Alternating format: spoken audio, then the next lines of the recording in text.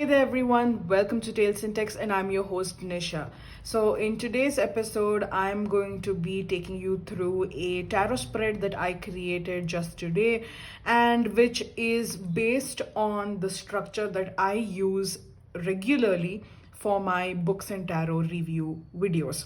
So if you have followed my channel, you will know that I have a playlist called Books and Tarot, where basically I review various books that I read, and at the end of the video, I pull a tarot card and sometimes even an oracle card to encapsulate the the book that I've read, what it made me feel, what the characters are like, and just generally use the tarot and oracle to give you a sense of the archetypes and the psychology surrounding the book. Now, I base those reviews on a particular system in terms of how I pull those cards and how I review the book itself. Now, of course, the more detailed version of reviewing happens on my blog or in my personal journals, and I keep the number of cards that I pull for my videos to a minimum so that I don't end up making longer videos, because as you know, I love to have a chat with all of you, so my videos always do tend to go over the 20-minute mark. So I don't want that to happen on my videos especially when I'm discussing books, and I get super excited about that. But uh, the spread that I'm going to share with you today is actually based on the structure that I use personally to review books. And if you are a reader, I think, and reader in both sense, both the book reader and tarot reader, I think you'll really enjoy this spread. And of course, you don't need to be a tarot reader or an oracle reader to use these writing prompts, because ultimately that's what they are. They are journal prompts to review your book.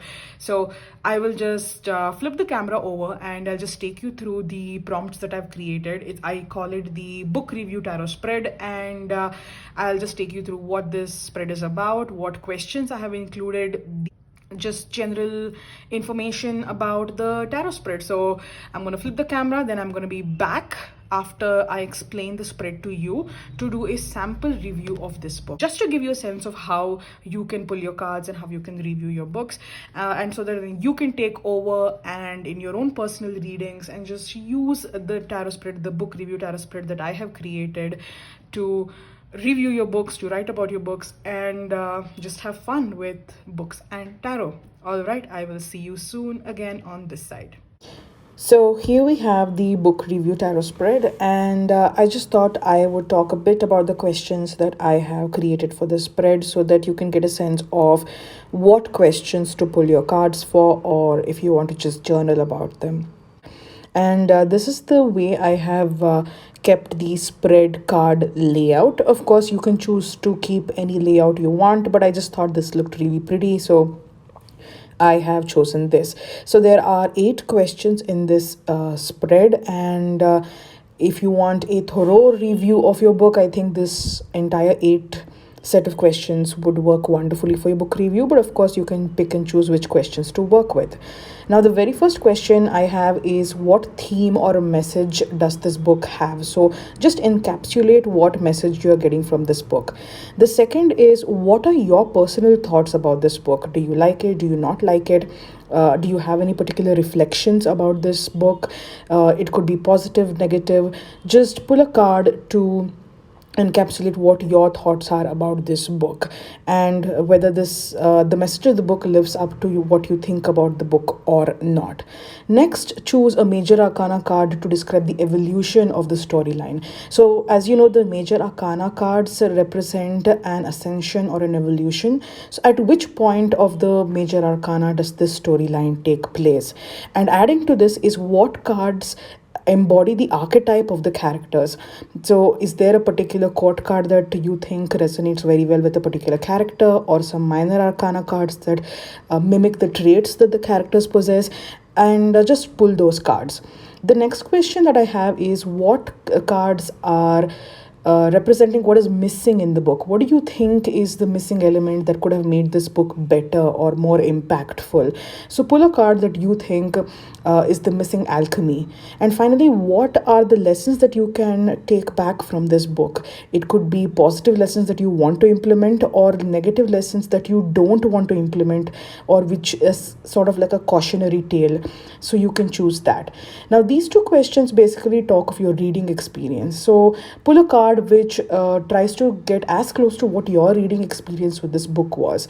And finally, you pull a card to understand how this book affects your reading journey and your choices for books in the future. Ultimately, we want to wrap up this spread by first we start off with understanding and analyzing the book that we've picked, and finally you end with figuring out how this book will ultimately add to your reading journey, because we all want to evolve as readers, right? Now, you can do this spread with oracle cards, with Lenormand, with Kipper, what have you. And even if you don't do cartomancy, that's perfectly fine. You can use these questions as prompts to journal about the book, to write your own reviews if you have your own blog or your video channel or your Instagram post. So just make the spread your own and have fun with reviewing your book. Welcome back. So I hope you had a good look at the questions that I have included in the book review tarot spread. For accessibility purposes, I will paste the questions in the description box. And so all you need to do is just go down and look for the questions in the description box, and you will find them, copy paste them into your journal, into your wherever you store your journal prompts or your tarot spreads, and you'll be good to go. And if you want to keep this video with you so you can always come back and check up on how to use the spread, just make sure you save it in your preferred playlist. All right, so the book I'm going to be doing a sample review of today is The Love Stories from the Mahabharata, which is translated by Subodh Ghosh. This spread works really well if you have conscious pulls. So now most of us, when we're reading tarot, we always shuffle the deck with the back facing us, right? So let me just take this book aside for a bit. And so what we do is we shuffle and we spread it out, and this is how we lay out the cards. And then we just pick a card and we read the message that has been given to us, right? But this particular spread works really well if you are consciously deciding what card you want to pick for your book, because ultimately, you've read this book and you've made certain observations, you made certain reflections, and so you want to be able to consciously pull cards that you feel resonate very well with the book. So just look through your cards and based on each question, each prompt, and just select whichever one you feel works best for your book. And so once you find that, you can just pick it up, set it aside, and then journal about it. Of course, journaling is once again an option. And if you just prefer to make a note of your cards, like for example in a tarot log, for example, how you would normally do as a tarot tracker. So in your reading log, you can just write down these questions or paste these questions and just pull a card for each of the questions that are there, right? And so that way you can always come back at the end of the year or whenever you're doing your check-in of whatever books you've read, and you will see that every book has certain cards that you've pulled. And you might notice that certain books have very similar themes, or they lend to the exact same archetypes. So for example, you might find, let's say, 3 books in the list of books that you've read for the year which actually have the death card associated with it for one of the questions, right? So you can use this as a way to sort of judge, or not even judge, I would say to kind of analyze the kind of books that you've read this past year or this past month or whatever duration that you want to track. And it can help you make sense of the genre, or even the type of characters that you lean towards or the type of characters that you don't lean towards, and ultimately just the kind of books you're reading, right? So that way you can take an informed decision, saying, hey, I have read books which have too much wand energy, too much death energy in it. So perhaps I could try something new. Perhaps I could try something with swords energy next time, right? Or something perhaps more introspective. So you could think about that, or perhaps a self-help book that can help me achieve my goals. So you can make these conscious choices and these conscious decisions by looking at the kind of cards that you have associated with your book. And ultimately, I feel like this method is really helpful, because this isn't someone else who's telling you that you don't read a particular type of book enough, your reading style isn't really mature, or when people cast judgments, because the reading community can be a little judgmental at times. So this isn't someone telling you or someone else telling you that you should change your reading style. This is just you taking stock of your own reading style based on your own personal reflection. So I feel like I've personally found that using my tarot cards and my oracle cards to reflect on the books that I've read really just helps me kind of understand the kind of books that I've been reading, and also make better choices that widen my horizon as a reader. So let us just go right into reviewing this book. It's just a sample review. I have consciously pulled a couple of cards, and so I'm just going to, I have my iPad right here, so I'm just gonna pull that up over here so that I can just get access to the questions, and then we'll be good to go. Right, so the first question is, what card represents the message or the theme of the book, right? So I have chosen the Two of Cups, because very obvious, this is the love stories from the Mahabharata. These are the love stories of people who are characters, minor characters in the Mahabharata. So as you can see, these are some of the chapters that are there in this book.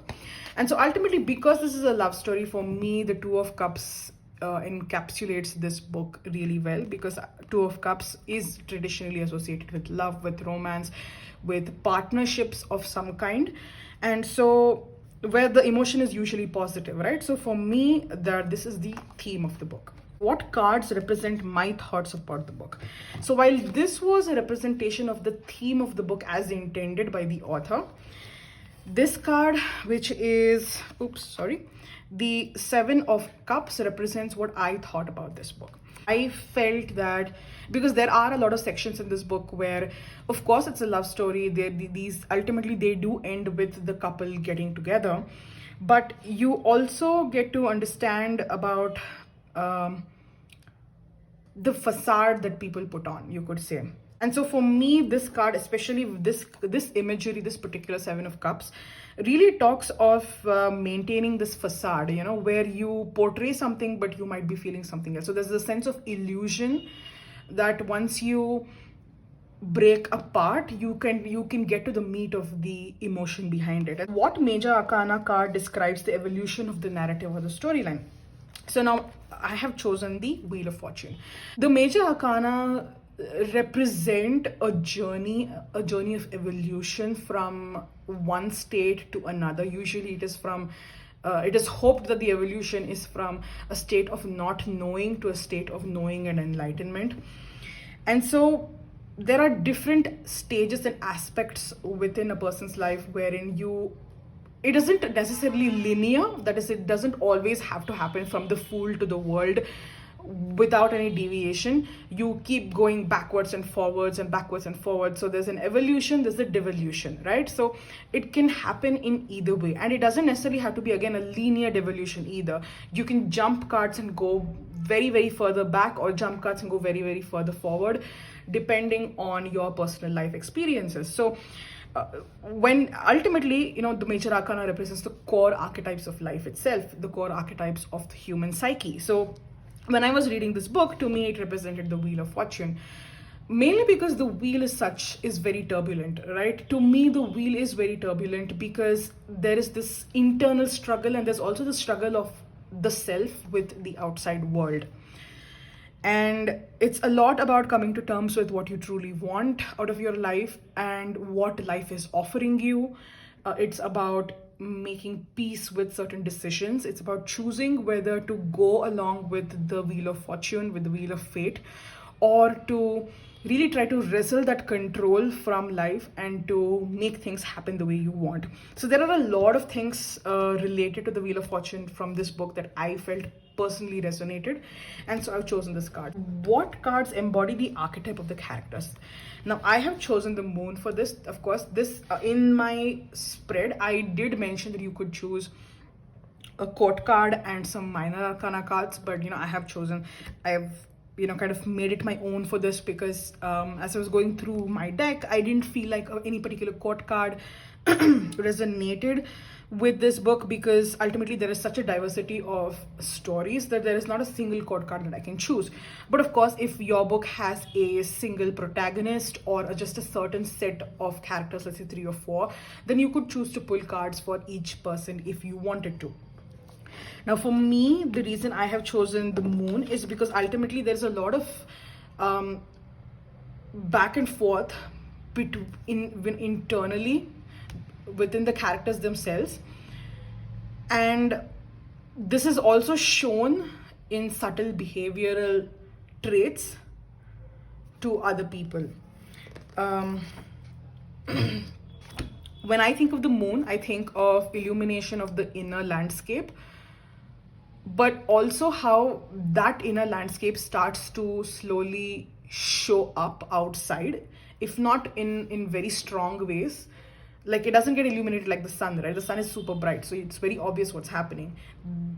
The inner landscape it kind of comes out in a very subtle way, and these subtle cues need to be picked up. And so unless you are familiar with this person, you won't be able to pick up on these cues.